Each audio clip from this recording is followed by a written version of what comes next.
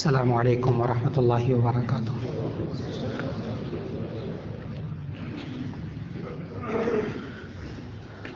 نحمده ونصلي على رسوله الكريم، اما بعد فاعوذ باللہ من الشیطان الرجیم، بسم اللہ الرحمن الرحیم۔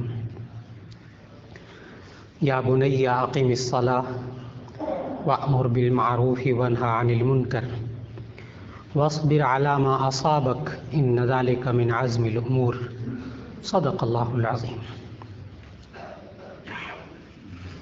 اللہ رب العزت نے ہمیں معاشرتی زندگی گزارتے ہوئے بہت سی ذمہ داریوں کا پابند فرمایا ہے۔ یہ انسان جب زندگی کے آغاز میں ہوتا ہے،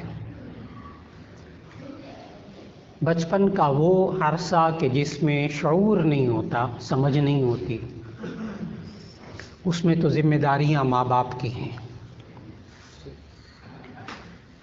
ان ذمہ داریوں کا تذکرہ تفصیل سے گزشتہ ملاقاتوں میں ہوا۔ آج کے نشست میں ہماری نئی نسل جب تھوڑا سا شعور اپنے اندر لاتی ہے، ہماری باتوں کو سمجھتی ہے، اس نئی نسل کی باتوں کو ہم سمجھتے ہیں۔ جب وہ عمر شروع ہوتی ہے تو پھر ماں باپ کی کیا ذمہ داریاں ہیں اور ان بچے اور بچیوں کی کیا ذمہ داریاں ہیں، آج کی نشست میں یہ عرض کرنا مقصود ہے۔ اس لیے کہ ان ذمہ داریوں کو پورا کرنا تربیت کہلاتا ہے۔ آج ماں باپ کے ذہن میں بھی تربیت کا مفہوم اور اس کا طریقہ واضح نہیں ہے۔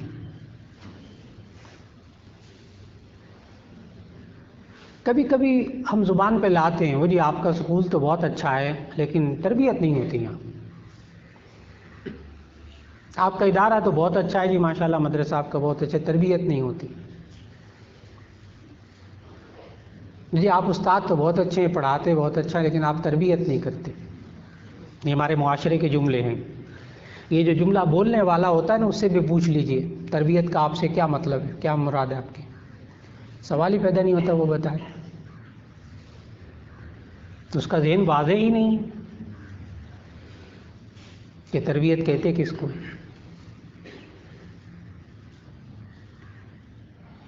آج سب سے پہلے اس بات کو سمجھنا ہے کہ تربیت کہتے کس کو ہے۔ تربیت کا لفظی مطلب ہوتا ہے پرورش کرنا۔ یہ لفظ رب سے نکلا ہے، رب کا معنی پالنے والا، تربیت کرنے والا، پرورش کرنے والا۔ تربیت پرورش کرنا، ڈھنگ سے پالنا، اس کو کہتے تربیت۔ اور جو ہم اللہ تعالیٰ کو کہتے ہیں نا رب، یہ اصل میں اس میں فاعل کا صیغہ ہے، راببن تھا اصل میں۔ ربن کا معنی پالنے والا، تربیت کرنے والا۔ رب العالمین، تمام جہانوں کو پالنے والا۔ کیا پالنا اسی کو کہتے ہیں کہ بس وہ کھانا پلیٹ میں رکھ دیں اور روٹی کھلا دیں، بس پال لیا آپ نے بچوں کو؟ جی نہیں، یہ تو آپ نے کھانا کھلایا ہے، یہ تو آپ نے غذا کھلائی ہے۔ پالنا اس کو تو نہیں کہتے کہ آپ نے کپڑے اچھے پہنا دیے اور جناب اچھا کھلا دیا، اچھی رہائش دے دی تو ہم نے بچوں کو پالا ہے۔ ٹھیک ہے، یہ بھی پرورش کا حصہ ہے، لیکن پالنا کچھ اور ہے۔ کیا اللہ تعالیٰ نے انسان کو اسی طرح پالا کہ بس کپڑے دے دیے، کھانا دے دیا، پال لیا اللہ نے؟ جی نہیں، اللہ نے تو ایسی ایسی نعمتیں انسان کے سامنے رکھی، تب کہیں جا کے یہ پلا ہے یہ انسان۔ پھر وہ جو خالق ہے، وہ جو رب ہے ہمارا، اللہ اس نے ہمیں کچھ باتیں رہنمائی کی عطا فرمائی ہیں کہ اپنی اولاد کو اس کے مطابق تربیت دو، اس کے مطابق پالو۔ آج کی نشست میں قرآن مجید کے حوالے سے، صرف قرآن مجید کے حوالے سے ان نکات کو عرض کرنا مقصود ہے، ایک سلیبس عرض کرنا مقصود ہے کہ کون سی باتیں تربیت میں شامل ہیں، کیسے ہم تربیت کریں نئی نسل کی۔ آج وہ معاشرے کا سمجھدار انسان ہے جو اپنے بچوں، اپنے بہن بھائیوں، اپنے سے چھوٹوں، اپنے ساتھیوں کی تربیت کر رہا ہے۔ آج وہ معاشرے کا سمجھدار انسان ہے، اور جو اللہ تعالیٰ کے بتائے ہوئے سلیبس کے مطابق، نصاب کے مطابق نئی نسل کی تربیت نہیں کر رہا، وہ اللہ کے نزدیک معاشرے کا ناسمجھ انسان ہے۔ اللہ کے نزدیک ہم کوئی فتویٰ نہیں لگا رہے کہ جی وہ ناسمجھ انسان ہے، جی نا، اللہ کے نزدیک وہ ناسمجھ انسان ہے۔ جب اللہ تعالیٰ ماں باپ کو سمجھ دیتا ہے تو ماں باپ کیسے تربیت کرتے ہیں اولاد کی۔ آج کے اس پورے مضمون کو اگر سمجھنا ہو، کبھی ضرورت پیش آئے، تو قرآن مجید سورہ لقمان دوسرا رکوع پورا کا پورا، اس کا صرف ترجمہ پڑھ لیجیے، صرف ترجمہ پڑھ لیجیے۔ ایک ایک نقطہ خالق نے بتایا تربیت کا، کیا کریں ہم، کیسے تربیت کریں، نئی نسل کو کیسے پالیں۔ اللہ تعالیٰ نے ہمیں بتایا کہ اللہ کا ایک نیک بندہ لقمان علیہ السلام، جب ان کو اللہ تعالیٰ نے دانائی اور سمجھ دی تھی تو انہوں نے اپنے بیٹے کی پرورش کیسے کی تھی۔ ایک ایک بات پھر اللہ نے اس باپ کی نقل کی ہے اس رکوع کے اندر۔ وَإِذْ قَالَ لُقْمَانُ لِابْنِهِ سے اللہ تعالیٰ نے اس سے پہلے آیت میں فرمایا وَلَقَدْ آتَيْنَا لُقْمَانَ الْحِكْمَةَ أَنِ اشْكُرْ لِلَّهِ، ہم نے لقمان علیہ السلام کو حکمت اور دانائی دی تھی۔ میں نے بتایا نا، سمجھدار انسان اپنی اولاد کی تربیت کیسے کرتا ہے۔ آگے پہلا پوائنٹ، پہلا نقطہ، تربیت کا آغاز۔ وَإِذْ قَالَ لُقْمَانُ لِابْنِهِ وَهُوَ يَعِظُهُ، لقمان علیہ السلام نے اپنے بیٹے کو نصیحت کرتے ہوئے کہا یا بنی لا تشرک باللہ ان الشرک لظلم عظیم، اے میرے پیارے بیٹے، اللہ کے ساتھ کسی کو شریک نہ ٹھہرانا، شرک بہت بڑا ظلم ہے۔ اور آغاز بات کا کیسے کیا، یا بنی، اے میرے پیارے بیٹے۔ ہمارے معاشرے کے اندر ایک بڑی مشکل ہے، بہت بڑی مشکل ہے، ہم دنیا کے امور، دنیا کے کام بچوں کو سکھاتے ہیں، ہمارا طریقہ اور ہوتا ہے، اور جب ہم نے دین سکھانا ہوتا ہے، اللہ کی بات بتانی ہوتی ہے، اللہ کی بات سکھانی ہوتی، ہمارا رویہ کچھ اور ہوتا ہے۔ ہم بچوں کو نماز سکھانا چاہتے ہیں، ہمارا رویہ کیا ہوتا ہے، اٹھو نماز پڑھو، چلو، بس ہم نے کہہ جو دیا پڑھے نماز، ڈانٹ کے، ڈپٹ کے، منہ سرخ کر کے، ایک آدھ لگا کے نماز پڑھے بچہ۔ میرے عزیزان محترم، یہ جو آپ کا چھوٹا بچہ کھانا کھا رہا ہے، کیا یہ کھانا کھانا اسی طرح سکھایا تھا کہ یہ بچہ بیٹھا ہوا تھا، ایک دن آپ نے کہا کھایا کرو کھانا، پہلے دودھ پیتا تھا، پھر آپ نے ایک دن ڈانٹ کے کہا تم روٹی بھی کھایا کرو، بس میں نے اس دن کہہ دیا تو آج تک کھانا کھا رہا ہے؟ ایسا نہیں ہوا جناب۔ کیا یہ جو بچے آپ کے چھوٹے چھوٹے بچے چلتے پھرتے ہیں، کیا ایسا ہوا تھا کہ وہ بچہ جو ہے چھوٹا سا تھا، بیٹھا ہوا تھا، بیٹھا رہتا تھا، ایک دن آپ نے ڈانٹ کے کہا چلا پھرا کرو ادھر، ایسے بیٹھے رہتے ہو؟ بس جی میں نے اس دن کہہ دیا تھا ایک دفعہ، وہ آج تک چل پھر رہا ہے۔ ایسا نہیں ہوا تھا جناب، آپ نے اس کو کھانا سکھایا، بڑی محنت کی، ہفتے نہیں مہینوں کی محنت سے ماں نے، باپ نے مل کر اس کو کھانا سکھایا۔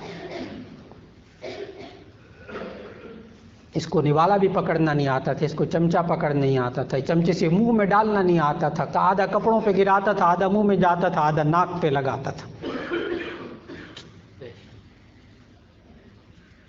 اس کو سالن لگانا نہیں آتا تھا، پتہ نہیں کتنی دفعہ کتنے کپڑے خراب کیے ہوں گے، تب کہیں جا کے اس کو کھانا آیا، سکھایا، ٹائم دیا، ماں نے بھی باپ نے بھی۔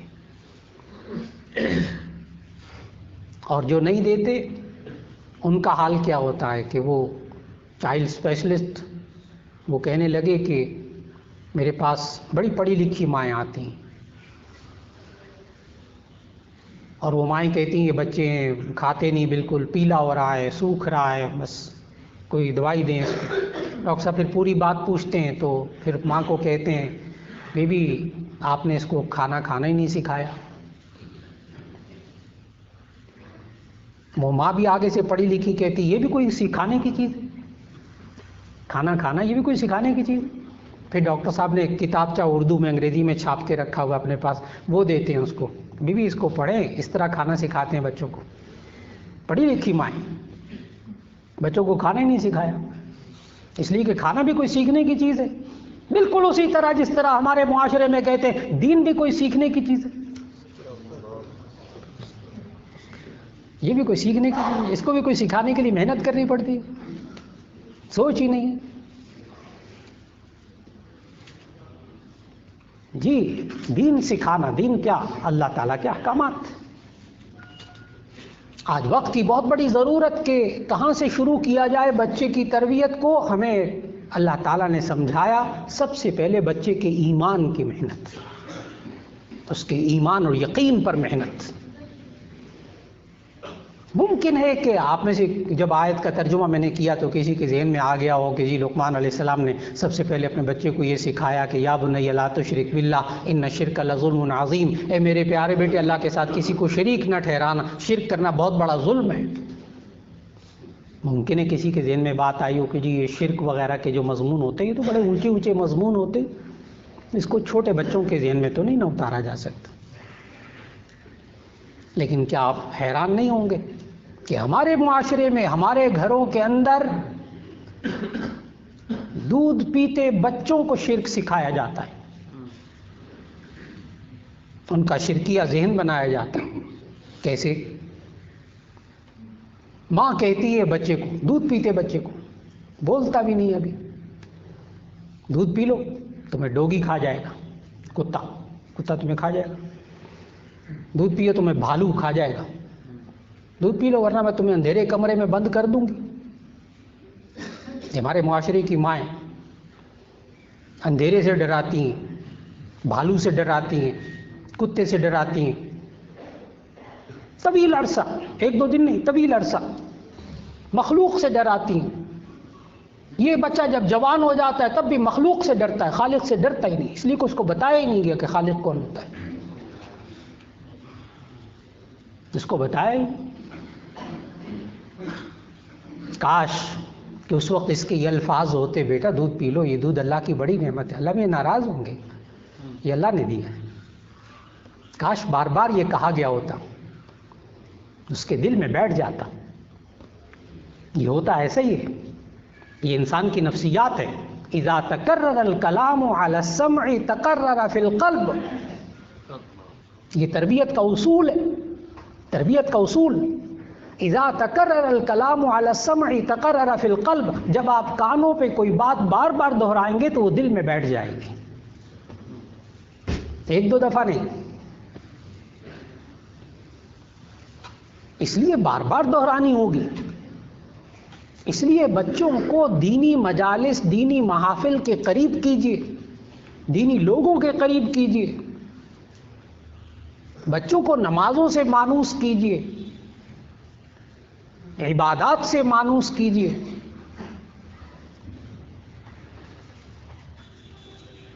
بچپن سے ایمان پر محنت۔ نبی صلی اللہ علیہ وسلم نے ہمیں سکھایا کہ جب بچہ بولنے لگے تو اس کی زبان کا افتتاح کلمہ طیبہ سے کرواؤ۔ نبی صلی اللہ علیہ وسلم نے فرمایا افتحوا علی السنۃ صبیانکم اول کلمۃ بلا الہ الا اللہ، تم بچوں کی زبانوں کا جب افتتاح کرواؤ تو لا الہ الا اللہ سے افتتاح کرواؤ۔ ممکن ہے کوئی صاحب یہ کہیں کہ جی وہ تو عربی میں ہوتا ہے، اتنا جملہ ہوتا ہے، سیکھ لے گا کلمہ بھی، کلمہ طیبہ سیکھ لے گا، ذرا بڑے ہو کر سیکھتا ہے۔ بیٹا انکل کو پوئم سنا، اب وہ بچہ جو پوئم سناتا ہے انگلش کی، اس کا BA پاس لڑکا بھی ترجمہ نہیں کر سکتا، اتنی مشکل ہوتی ہے۔ لیکن وہ لڑکا 100%، وہ بچہ آج بچی 100% صحیح نظم سناتی وہ انگریزی کی پوئم، اور کلمہ طیبہ وہ ذرا مشکل ہے۔ بہت آسان سی بات ہے جناب، ماہر نفسیات مشکل اور آسان کی تعریف کرتے ہیں کہ مشکل کیا ہوتا ہے، آسان کیا ہوتا ہے۔ ماہر نفسیات کہتے ہیں جو بات انسان سمجھ جائے، سیکھ جائے، وہ آسان ہو جاتی ہے، جو نہ سمجھ میں آئے، نہ سیکھے، وہ مشکل ہوتی ہے۔ آپ کلمہ طیبہ کی لائن پہ لے آئیں وہ آسان ہو جائے گی، نہیں سکھائیں گے وہی مشکل ہو جائے گی۔ اور اگر آپ پوئم کے اوپر انگلش، میں انگلش کے خلاف نہیں بول رہا، جو بات کر رہا ہوں اس کی طرف توجہ رکھنی ہے، انگریزی زبان ضرور سکھائیے، لیکن ہمارے بزرگ ایک درمیان میں ایک جملہ کہتے ہیں کہ بچوں کو انگریزی سکھائیے، انگریز نہ بنائیے۔ بس اتنی سی بات ہے، اتنے سے فرق کو اگر کوئی سمجھ لے تو مسلمان بنائیے۔ اس لیے سب سے پہلے ایمان پر محنت، پھر اس کے بعد اس کے رویوں اور اس کے مزاج پر محنت۔ انشکر لی ولوالدیک، کہ وہ اللہ کا بھی شکر ادا کرے، ماں باپ کا بھی شکر ادا کرے، شکر گزار بچے کو بنانا، کہ آپ اس کو چاکلیٹ ٹافی بھی دیں تو وہ آگے سے کہے جزاک اللہ۔ یہ نبی صلی اللہ علیہ وسلم نے ہمیں سکھایا کہ انسان کا شکر ادا کریں، کسی بندے کا شکر ادا کریں، ماں باپ کا شکر ادا کریں، جزاک اللہ، اس کے لیے طریقہ سکھایا۔ ذہن میں رکھیے گا، جب اس نے جزاک اللہ کہہ کر بندے کا شکر ادا کیا تو اور کیجئے گا، اللہ کا ذکر بھی کیا اس بچے نے، جزاک اللہ کا ہے نا، اللہ کا ذکر بھی کیا ہے۔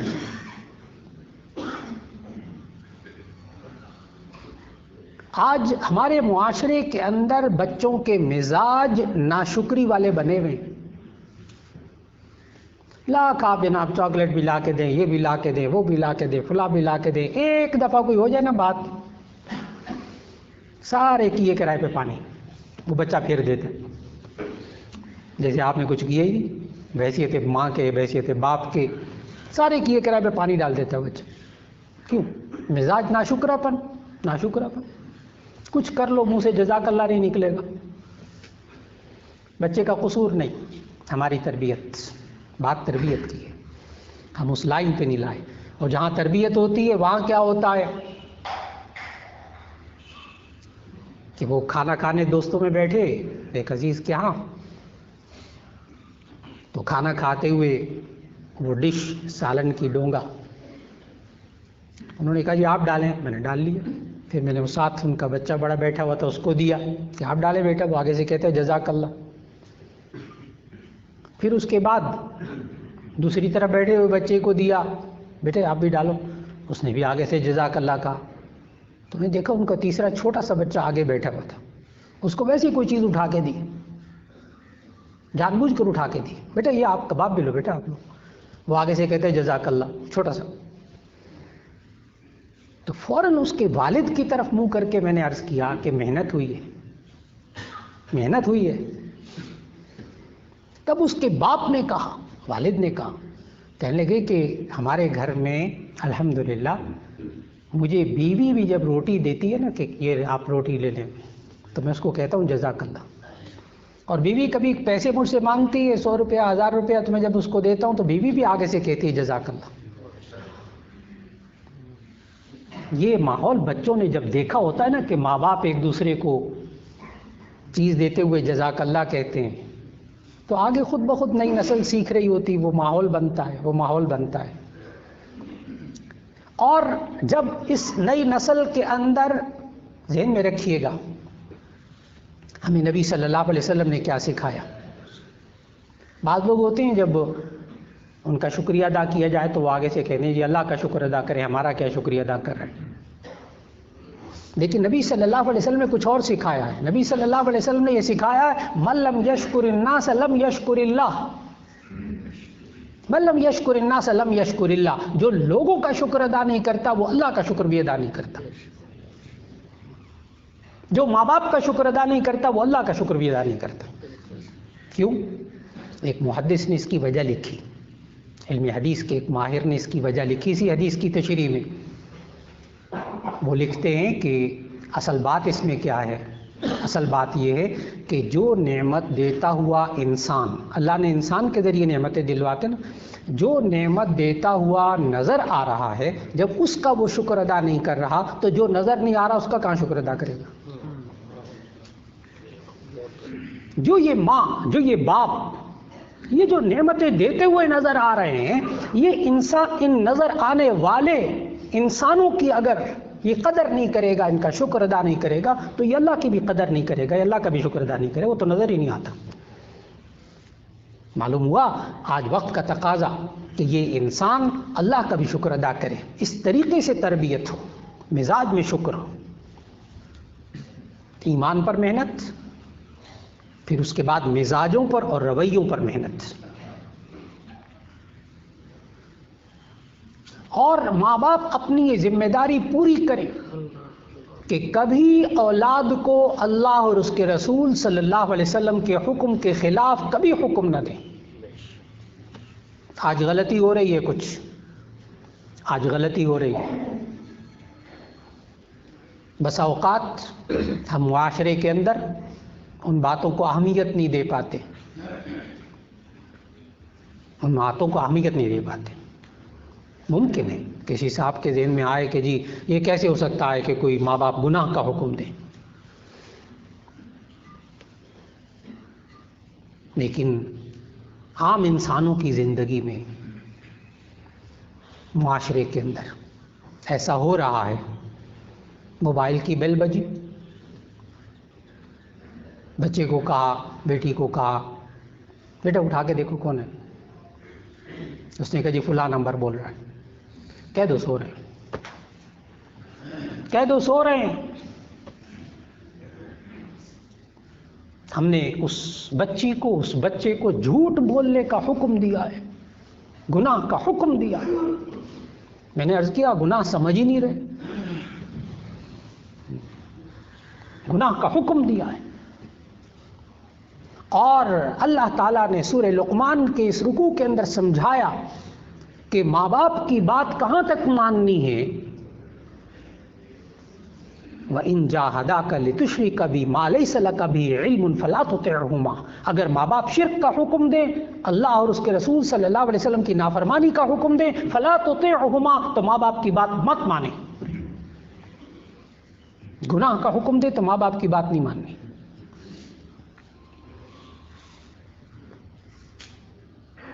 اور اس مرحلے میں بھی ماں باپ کا ادب ملحوظ رہے تاکہ کئی نوجوان نسل یہ نہ سوچے کہ آج خطیب صاحب نے بتا دیا ہے کہ جی اگر گناہ کا حکم دے تو بات بالکل نہیں ماننی، میں بالکل نہیں مانوں گا، گستاخی پہ آ جائے. غلط بات، گستاخی پھر بھی نہیں ہونی چاہیے، وہ پھر الگ گناہ ہوگا. نبی صلی اللہ علیہ وسلم نے ماں باپ کو کتنا حساس بنایا کہ نبی صلی اللہ علیہ وسلم کے پاس وہ جو خاتون آئی تھیں، ایک خاتون آئی نبی صلی اللہ علیہ وسلم کے پاس، انہوں نے اپنی بچی کو بلایا. اس خاتون نے، تعال ہنا اعطیک شیء، ادھر آؤ میں تمہیں کوئی چیز دوں گی، ادھر آؤ میں تمہیں کوئی چیز دوں گی. نبی صلی اللہ علیہ وسلم نے فوراً اس خاتون سے پوچھا تمہارے پاس کوئی چیز دینے کے لیے ہے؟ اس خاتون نے کہا جی ہاں یا رسول اللہ، میرے پاس کھجور ہے، میں اس کو دینا چاہتی ہوں. نبی صلی اللہ علیہ وسلم نے آگے سے فرمایا اگر تمہارے پاس کوئی چیز دینے کے لیے نہ ہوتی تو تمہارے نامہ اعمال میں جھوٹ لکھا جاتا. آج گھروں میں دیکھنا ہوگا، تربیت ہو رہی ہے کہ اس بات کی بیٹا یہ کام کر دو، دیکھو تم ہوم ورک پورا کر لو پھر تمہیں میں چاکلیٹ دوں گا، تم یہ کام کر لو میں تمہیں آئس کریم کھلاؤں گا، یوں کر لو فلاں کر لو یہ تمہیں یہ دوں گا. کتنے وعدوں کی لائن لگی ہوئی ہے ہماری زندگیوں کے اندر. شروع میں تو بچہ کہتا ہے کہ ٹھیک ہے وہ آپ نے وعدہ کیا تھا وہ وعدہ پورا کرنا چاہیے تھا آپ کو. ایک دو دفعہ کہتے ہیں ابو آپ نے وہ انعام کا وعدہ کیا تھا.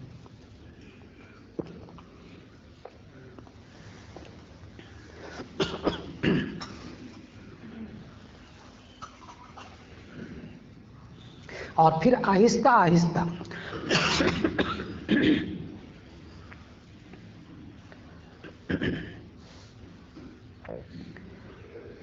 وہ اس بات کا عادی ہو جاتا ہے.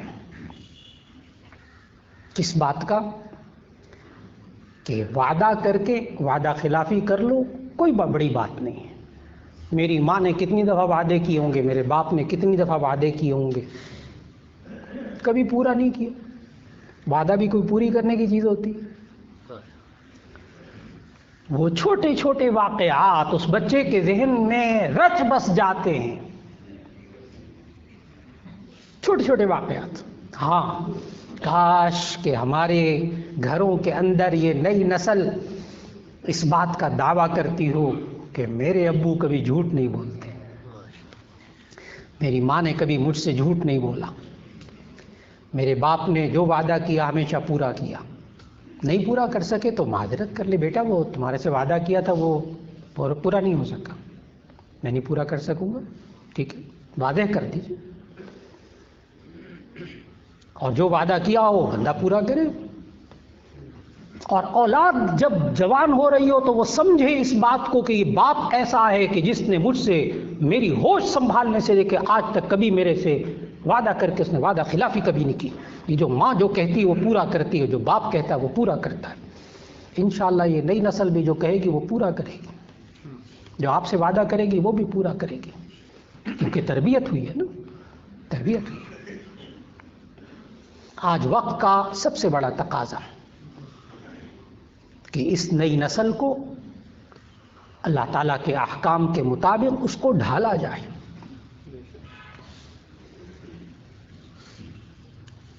اللہ تعالیٰ نے حضرت لقمان علیہ السلام کے ذریعے ہمیں جو یہ تعلیمات دی، میں عرض کر رہا تھا کہ پیدائش کے بعد ہوش سنبھالنے سے لے کر نو عمری تک، یعنی 6-7 سال 7 سال کی عمر تک ہمیں کیا رویہ رکھنا چاہیے، کن باتوں کو سامنے رکھنا چاہیے تربیت کے لیے. اور جب 7 سال کے ہو جائیں پھر اس کے بعد ہمیں کن باتوں کا خیال رکھنا چاہیے، وہ انشاءاللہ العزیز آئندہ ملاقات میں انشاءاللہ. اللہ رب العزت ہمیں اس نئی نسل کو اس کی تربیت کرنے کی، اللہ اور اس کے رسول صلی اللہ علیہ وسلم کے حکم کے مطابق کرنے کی توفیق عطا فرمائے. وآخر دعوانا ان الحمد للہ رب العالمین.